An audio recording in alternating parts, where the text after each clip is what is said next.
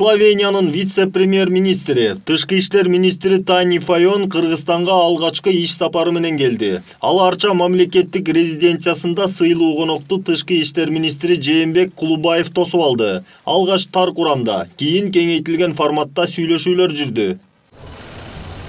Жолугушуунун жүрүшүндө биринчи кезекте жогорку деңгээлдеги өз ара сапарларды уюштуруу, эки тараптуу саясий консультацияларды өткөрүү жана өз ара аракеттенүү аркылуу саясий кызматташтыкты кеңейтүү зарылчылыгы белгиленди. Тышкы иштер министри Жээнбек Кулубаев Тани Файондун Кыргызстанга жасаган иш сапары эки өлкөнүн ортосундагы мамилелерди орнотуу үчүн чоң мааниге ээ деп белгиледи. Биздин эки тараптуу мамилелерибиз өз ара пайдалуу негизде өнүгүп жаткандыгын канааттануу менен белгилейм. Бардык тармактарда достуктун жана өз ара түшүнүүнүн негизинде мындан ары өнүктүрүү үчүн жакшы өбөлгөлөр бар деп ишендирип кете алам. Өткөн сүйлөшүүлөрдүн жүрүшүндө биз кыргыз-словен өз ара байланышынын, катышынын азыркы абалын, статусун карап чыктык жана келечекте кызматташуунун негизги багыттарын аныктадык. Жолугушууда эки тараптуу соода-экономикалык кызматташтык маселелеринен сырткары маалыматтык коммуникациялык технологияларга, жашыл экономика, энергиянын кайра жаралуучу булактары, гидроэнергетика, туризм жана кайра иштетүү, өнөр жай тармактарын өнүктүрүүгө басым жасалды.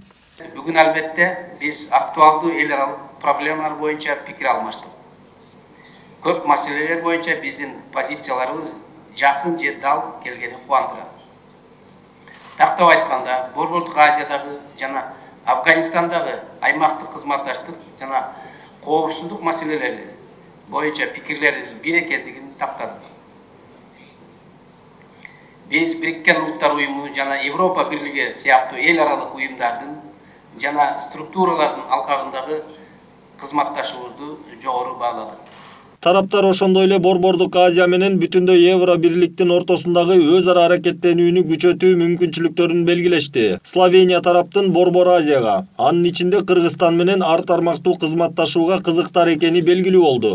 Мен Кыргызстанга биринчи жолу иш сапар менен келдим. Жогоруда аталган багыттар боюнча кызматташууну түзүү эки өлкө үчүн чоң мааниге ээ десем болот. Анткени бул багыттар Кыргызстан менен Словениянын ортосундагы мамилелерди түзүү жана өнүктүрүү үчүн негиз боло алат.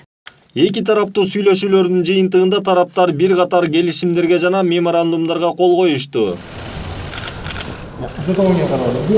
Буга утурлай бүгүн 10 февралда Борбор калада биринчи Кыргыз-Словения бизнес форуму өттү. Анда ата мекендик ишкерлер менен словениялык ишкерлер түз байланыштарды түзүүгө жетишти. Форумда кызматташуу боюнча 3 меморандумга кол коюлду.